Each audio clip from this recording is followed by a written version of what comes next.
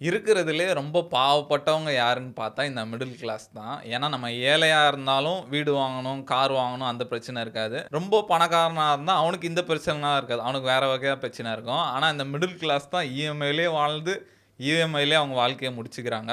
இப்ப recent சர்வேல credit card loan மட்டும் 2,50,000 லட்சம் கோடிய தாண்டிச்சு அப்படின்னு சொல்றாங்க. அத பத்தி இந்த வீடியோல பார்ப்போம். நான் சொன்ன மாரி இருக்கிறதுலயே ரொம்ப பிரச்சனைய ஃபேஸ் பண்றவங்க யாருன்னு பார்த்தா, இந்த மிடில் கிளாஸ் தான். இஎம்ஐயா இருக்கட்டும், அதுக்கப்புறம் இந்த சோசியல் மீடியா இன்ஃப்ளூயன்ஸா இருக்கட்டும், இந்த ஏஐயா இருக்கட்டும், ஃபர்ஸ்ட் யார பாதிக்குதுன்னு பார்த்தா, இந்த மிடில் கிளாஸ தான் பாதிக்குது. இப்ப ரீசென்ட் சர்வேல கிரெடிட் கார்டு லோன் மட்டும் 2.9 லாக்ஸ் குரோர்ஸ தாண்டிச்சுன்னு சொல்றாங்க. அது மட்டும் இல்லாம இந்த பர்சனல் லோன் மட்டுமே போன இயர்ல 75% வந்து அதிகமாயிருக்கு அப்படின்னு சொல்றாங்க. அதுலேருந்து பார்க்கும்போது தெரியுது எல்லாருமே இந்த இஎம்ஐல தான் ஓட்டுறாங்க போல. நம்மளுக்கே தெரியும் இப்போ நார்மலா பார்க்கும்போதே ஒரு வீட்ல எடுத்துக்கிட்டா அப்பா ஒரு லோன் கட்டிட்டு இருப்பாரு. பசங்க ஒரு லோன் எல்லாமே இந்த இஎம்ஐல தான் இப்போ வாழ்ந்துட்டு இருக்கோம். சம்பளம் வரும். ஃபர்ஸ்ட் 2 நாள்லயே வந்து இஎம்ஐக்கு போயிடும்.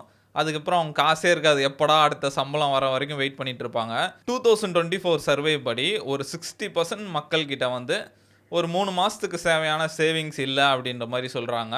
எல்லாருமே இந்த வர சம்பளத்த வச்சு தான் அப்படியே இஎம்ஐ கட்டிட்டு வாழ்ந்துட்டு இருக்காங்க. இதுக்கு முக்கியமான காரணமே யாருக்குமே பொறுமை கிடையாது. இந்த வாண்ட்டுக்கும், நீடுக்குமே நெறைய வித்தியாசம் இருக்கு. இப்போ ஃப்ரெண்ட்ஸ் கூடலாம் பழகுறோம், இல்ல ஆன்லைன்ல எதாவது பார்க்குறோம். இப்போ அது ஒரு 2,00,000 இருக்கும். இப்போ உடனே நம்மளால வாங்க முடியாது. ஆனா, இந்த இஎம்ஐ மூலியமா நம்ம மாசம் மாசம் கட்டிடலான்ட்டு, இப்போ உடனே வந்து வாங்கணும் அப்படின்ற மாரி தான் எல்லாம் நெனைக்கிறாங்க. அது என்னமோ உண்மதான். நம்ம மிடில் கிளாஸால ஒரு பொருளுக்கு வெயிட் பண்ணவே முடியாது. நெறைய பேர் சொல்லுவாங்க, இப்போ எவ்வளோ மாசம் ஒரு 10 மாசம் இஎம்ஐ கட்டி வாங்குறத 10 மாசம் சேவ் பண்ணிட்டு அத வாங்கு அப்படின்னு. ஆனா நம்மளால அப்படி வாங்க முடியாது. ஏன்னா, இப்ப நமக்கு வந்து ஒரு 10 மாசம் சேர்த்து வெயிட் பண்றதுக்குள்ள, நமக்கு அது மேல இருக்க ஆசை போயிட்டு, நம்ம அப்படியே வேற எதுக்கு மேல ஜம்ப் பண்றோம். இது வேணாம், இது வாங்கிக்கலாம் அப்படின்ற மாரி. அதே மாரி ஒரு ரீசென்ட் சர்வேல கூட பார்த்தோன்னா, ஐஃபோன் வந்து இஎம்ஐல வாங்குனவங்க தான் அதிகம். ரெடி கேஷோ இல்ல வேற மாரி வாங்குறத விட, இன்ஸ்டால்மென்ட்ல வாங்குனவங்க தான் நெறைய பேர் ஐஃபோன் வச்சிருக்காங்க. இந்த கடன்லாம் அதிகமாகறதுக்கு ஒரு முக்கியமான காரணம் வந்து இந்த சோசியல் மீடியாவும், இந்த அக்ரெசிவ் மார்க்கெட்டிங்கும் தான். இப்ப பிராண்ட்ஸ்லாம் வந்து அவங்க பொருள விக்கணுன்றதுக்காக ரொம்ப அக்ரெசிவா மார்க்கெட்டிங் பண்ணிட்டு இருக்காங்க. நம்மலாம் ஃபோன்ல நோட்டிஃபிகேஷன்லாம் ஆஃப் பண்ணி தான் வைக்கணும் போல. நான் ரொம்ப நாள் ஆச்சு நோட்டிஃபிகேஷன்லாம் ஆன் பண்ணி. பார்த்தோன்னா லஞ்ச் டைம்ல கரெக்ட்டா ஸ்விக்கிலேருந்து மெசேஜ் வரும். என்ன நீங்க பிரியாணி சாப்பிடலையா? அப்படின்ற மாரி வரும். இப்போ ஆன்லைன் சோசியல் மீடியா ஸ்க்ரால் பண்ணிட்டே இருந்தேன்னா, ஏதோ ஒரு பொருள் இருக்கும். செம்மையா இருக்கே! என் டேபிள்ல உடனே வரணும் அப்படின்ற மாரி நெறைய ரீல்லாம் வந்துட்டு இருக்கு. அத பார்த்துட்டு ஓகே சூப்பரா இருக்கு. இது நம்ம வாங்கலாமேன்ட்டு நம்ம பர்ச்சேஸ் அப்படியே போயிட்டே இருக்கு. அந்த ஆன்லைன் சோசியல் மீடியானாலே. அதே மாரி நெறைய பேர் பார்த்தோன்னா, அவங்க அமேசானோட அக்கவுண்ட் எடுத்து பார்த்தா, இந்த விஷ் லிஸ்ட்டு, கார்ட்லயே அவ்ளோ பொருள் ஆட் பண்ணி வச்சிருப்பாங்க. எதுக்கு இவ்வளோ பொருள் ஆட் பண்ண? இல்ல நல்லா இருந்தது, ஒரு நாள் வாங்கலான்னு சொல்லி ஆட் பண்ணியிருக்கேன்னு ஆட் மட்டும் தான் பண்ணி வச்சுட்டு இருப்பானுங்க. இப்ப நெறைய பேர் ஃபேஸ் பண்ற பிரச்சனையே என்னன்னா, அவனுக்கு நல்லா சம்பாரிச்சு பணக்காரனாவன்லாம் ஆசை இல்ல. தன்னை கெத்தா காமிச்சுக்கணும்னு தான் நெறைய பேர் நெனைக்கிறாங்க. ஒரு நல்ல வாட்ச் வாங்கணும், பிராண்டட் க்ளோத்ஸ் போடணும், கார் வேணும். கார்லாம் இப்ப நம்மளுக்கு தேவையே கிடையாது. ஏன்னா இருக்கிற டிராஃபிக்ல கார் வச்சுட்டு போவே முடியாது. அது மாரி கார் வாங்கணும்னா ஒரு 10,00,000 ஆகும். அதுக்கப்புறம் பெட்ரோல் செலவு இருக்கு. அதுக்கப்புறம் சர்வீஸ் பண்ணணும். எவனா எங்கேயோ போய் இடிச்சிட்டா அது அந்த ரிப்பேர் ஒர்க்லாம் இருக்கு. அந்த மாரி நம்ம கேப் யூஸ் பண்ணாலே பயங்கரமா சேவ் பண்ணலாம். நெறைய பேர் கார் அவ்வளோ யூஸ் கூட பண்ண மாட்டாங்க. வீட்ல தான் நிக்கும். ஆனா நம்மளுக்குன்னு ஒரு கார் இருக்கணும்னு நெனைப்பாங்க. அதெல்லாம் முக்கியமான காரணம் வந்து நம்ம சொசைட்டிக்காக இது பண்றது. அதுவும் இல்லாம இந்த சோசியல் மீடியா கம்பேரிசன்லாம் நெறைய வந்துச்சு. இப்பலாம் கல்யாணம் பண்ணாலே மால்தீவ்ஸ் போனோம் அப்படின்ற மாரி ஆயிப்போச்சு. இந்த டிராவல் ஏஜென்சிஸ்லாம் வந்து இந்த இன்ஃப்ளூயன்சர வச்சு இந்த பிளேஸஸ்லாம் பயங்கரமா ப்ரமோட் பண்ணி விட்டுறாங்க. அத பார்த்துட்டு நம்ம வீட்ல கேட்பாங்க, "ஏங்க இந்த இடத்துக்கு போலாமா?" அப்படின்ற மாரி. அது ஒரு பெரிய செலவாவே ஆயிடுது. இப்ப ட்ரிப்புன்றது எல்லாரும் போனோம் அப்படின்ற மாரி ஆயிடுச்சு. பத்தாத குறைக்கு இந்த இன்ஃப்ளூயன்சர்ஸ் வேற ரூ. 50,000 இருந்தா 5 டேஸ் 6 நைட்ஸ் இருக்க முடியும். உங்களால முடியுமா? அப்படி இப்படின்னு இவனுங்க வேற சொல்லிட்டு, நமக்கே ஒரு இடத்துல இன்ட்ரெஸ்ட் வந்து உள்ள போய் சரி போய் தான் பார்ப்போமே, எவ்வளோ தான் டீட்டெயில்ஸ் போட்டிருக்காங்க, நம்மள வந்து பயங்கரமா தூண்டும். என்னதான் அந்த இன்ஃப்ளூயன்சர் வந்து பயங்கர லக்ஸூரியா இருந்தாலும், டூரு அப்படி இப்படின்னு சூப்பர் கார்ஸ் அப்படி இருந்தாலும், அவனுங்களே வந்து இஎம்ஐல தான் வாழ்ந்துட்டு இருப்பானுங்க. அதுக்கப்புறம் ஒரு முக்கியமான விஷயம் வந்து, இந்த மிடில் கிளாஸ் வந்து எல்லாத்துக்கும் இஎம்ஐ. இந்த கல்யாணத்துலருந்து, ஃபோன் வாங்குறதுலருந்து, கார் வாங்குறதுலருந்து, முக்கியமான இதுவே வந்து இந்த ஹவுஸ் லோனு. அதுல ஒருத்தன் மாட்டிக்கிட்டான்னா, அதுக்கப்புறம் அவன் வெளியே வர முடியாது. ஒரு 20 வருஷம், 30 வருஷம் அந்த வீட்டுக்கான காசோட டபுள் மடங்கு கட்டுற மாரி வந்துரும். இப்போ ஹவுஸ் லோன்லாம் கட்டிட்டு இருந்தோம்னா, இப்போ நம்ம வேலையில ஏதாவது பிரச்சனை ஆனா கூட வெளிய வர முடியாது. திட்டு வாங்கின்னு உட்காந்துட்டு இருக்கணும். அந்த மாரி அது நம்ம வாழ்க்கையில பாதி இடத்த வந்து அந்த ஹவுஸ் லோனே எடுத்துக்கும். ஆனா ஃபினான்ஷியல் எக்ஸ்பர்ட்லாம் சொல்றது என்னன்னா, வாடகை வீட்ல இருந்தாலே நம்ம நெறைய காசு சேவ் பண்ணலான்றாங்க. ஆனா நம்மள பொறுத்தவரைக்கும் நம்மளுக்குன்னு ஒரு சொந்த வீடு இருக்கணும்னு தான் எல்லாரும் நெனைப்பாங்க. அதிலயே நம்ம நெறைய காசு லூஸ் பண்றோம். இப்ப நெறைய பேர் வந்து அவனுங்களுக்கு வேணுமா இல்லையான்னு தெரியல. Instagramல ஃபோட்டோ போடணும்னே பண்ணிட்டு இருக்காங்க. இப்ப யாருமே வந்து இப்ப நம்ம ஒரு வேலைக்கு போயிட்டு இருக்கோம். சைடுல ஒரு பிசினஸ் பண்ணுவோம். நிஜமாலே ரிச் ஆகும்னு எவனும் யோசிக்க மாட்றான். எல்லாம் இந்த சோசியல் மீடியால கெத்து காட்டணும்னு தான் பண்ணிட்டு இருக்கானுங்க. இப்ப நார்மலா இருந்தவங்க வாழ்க்கையில சோசியல் மீடியா வந்து பெரிய இம்பாக்ட்டே பண்ணிருச்சு. அந்த பிரச்சனையே இன்னும் முடியல. அதுக்குள்ள வந்து ஏஐ பிரச்சனை வேற வந்துச்சு. இப்ப எல்லாருக்குமே இந்த மிடில் கிளாஸ பொறுத்தவரைக்கும் அவங்க பிசினஸ் பண்ணணும் அந்த மாரிலாம் சொல்ல மாட்டாங்க வீட்ல. எல்லாம் வந்து ஒரு நல்ல வேலைக்கு போடா, வேலைக்கு போய் கல்யாணத்த பண்ணு, வீட்ட கட்டு அப்டின்னுவாங்க. இப்போ ஒரு வேலைக்கு போய் அந்த வேலையிலேயே ஒரு 30 வருஷம் வேலை செய்ற கான்செப்ட்லாம் முடிஞ்சே போச்சு.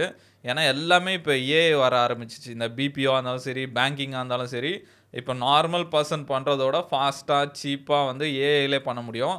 அதிகபட்சம் இன்னும் ஒரு 5 வருஷம் தான் நெனைக்கிறேன் ஏஐ எல்லாம் அட்வான்ஸ் ஆவறதுக்கு. எலான் மாஸ்க்கே சொல்றாரு, இன்னும் ஒரு 5 இயர்ஸ்ல வந்து 90% வந்து ஜாப்ஸ் எல்லாம் ஏஐ எடுத்துக்கும் அப்டின்றாரு. அதெல்லாம் பார்க்கும்போது பயமா தான் இருக்கு.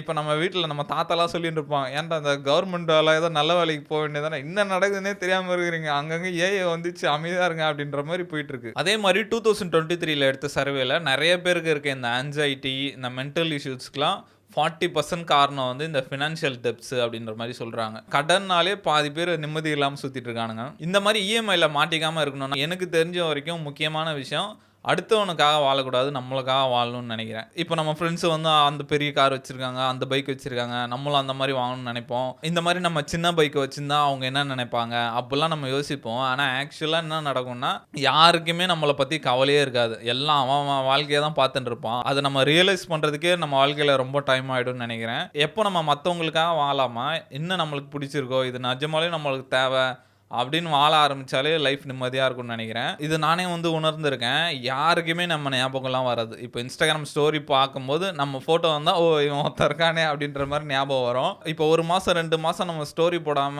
அப்படியே அமைதியா இருந்தா கூட எவனுக்கும் தெரியாது. இப்படி ஒருத்தன் இருக்கானே தெரியாது. நம்ம ஸ்டோரி போட்டா தான், "என்னடா இருக்கியா?" அப்படின்ற மாரி இருக்கும். எவனுக்குமே நம்மள பத்தி கவலை கிடையாது. ஏன்னா, அவன் வாழ்க்கையில அவ்ளோ பிரச்சனை போயிட்டு இருக்கு. அது நம்ம எவ்வளோ சீக்கிரம் உணர்றோமோ, அவ்வளோ சீக்கிரம் நல்லது நம்மளுக்கு. இந்த இஎம்ஐல இருந்தெல்லாம் தப்பிக்கணும்னா என்ன பண்ணலாம்னு பார்ப்போம். ஃபர்ஸ்ட்டு வந்து நம்ம ஸ்பெண்டிங்க ட்ராக் பண்ணணும்னு சொல்றாங்க. நம்ம எது இதெல்லாம் காசு செலவு பண்றோம் அப்படின்னு நம்ம ட்ராக் பண்ணாலே, நம்ம எதுல வேஸ்ட்டா செலவு பண்றோம்னு கண்டுபிடிச்சிடலாம். அத கட் பண்ண ஆரம்பிச்சாலே, நம்ம பாதி பிரச்சனை முடிஞ்சிரும்னு நெனைக்கிறேன். அதுக்கப்புறம் முக்கியமான விஷயம் வந்து இந்த நீட்ஸுக்கும், வாண்ட்ஸுக்கும் உள்ள டிஃபரன்ஸ புரிஞ்சுக்கணும். இப்ப நம்ம ஈஸியா இப்ப இஎம்ஐ இருக்கிறதுனால எத வேணா நம்ம உடனே போய் வாங்க முடியும். அந்த மாரி பண்ணாம, இப்ப எது நம்மளுக்கு இப்ப உடனே நீடு அது மட்டும் வாங்கணும். இப்ப பைக் வாங்கணும் அப்டின்னா, அட்லீஸ்ட் கொஞ்சமாவது டைம் குடுக்கணும். 60% ஒரு 70% ஆவது மணி சேர்த்ததுக்கு அப்புறம் வாங்குனா, நம்ம அந்த இஎம்ஐ பிரஷர்லேருந்துலாம் தப்பிக்கலாம்னு சொல்றாங்க. அதே மாரி நம்ம இப்ப இஎம்ஐலாம் எடுக்கும்போது, நம்மளோட இன்கம்லேருந்து 30%க்குள்ள நம்ம இந்த இஎம்ஐ இருக்கணும் அப்டின்றாங்க. அதே மாரி ஒரு முக்கியமான விஷயம் எமர்ஜென்சி ஃபண்ட். இப்ப நம்ம சேலரி ஒரு 50,000ன்னா, நம்ம 3 மாசத்துக்கு தேவையான சேலரி ஒரு 1,50,000 வந்து எப்பவுமே நம்ம கிட்ட இருக்கிறது வந்து ரொம்ப நல்லதுன்றாங்க. சப்போஸ் ஏதாவது மெடிக்கல் எமர்ஜென்சி வரும், இல்ல திடீர்னு ஏதாவது வாங்கணும்னு தோணும். அதுக்கு வந்து அந்த மாரி எமர்ஜென்சி ஃபண்ட் இருக்கிறது வந்து நல்லதுன்றாங்க. அடுத்து வந்து இந்த ஃபினான்ஷியல் லிட்ரசி ஓரளவுக்காவது இந்த இன்வெஸ்ட்மெண்ட்ஸ்னா என்ன? இந்த இன்ட்ரெஸ்ட் ரேட்ஸ்னா என்ன? இன்ஃப்ளேஷன்னா என்ன? எந்த பேங்க்ல இன்ட்ரெஸ்ட் கம்மியா இருக்கும்? எப்படி நம்ம கிரெடிட் கார்டு மூலியமா நம்ம பெனிஃபிட்ஸ் வரும்? அந்த மாரி இந்த ஃபினான்ஷியல் லிட்ரசிலாம் இருக்கிறது ரொம்ப முக்கியம் அப்படின்றாங்க. லாஸ்ட்டா என்ன சொல்றாங்கன்னா, ஏர்லியா இருக்கும்போதே இன்வெஸ்ட்மெண்ட்ட ஸ்டார்ட் பண்ணணுன்றாங்க. ஏதோ ஒரு ஷேர் மார்க்கெட்டா இருந்தாலும் சரி, கோல்டா இருந்தாலும் சரி, சில்வரா இருந்தாலும் சரி.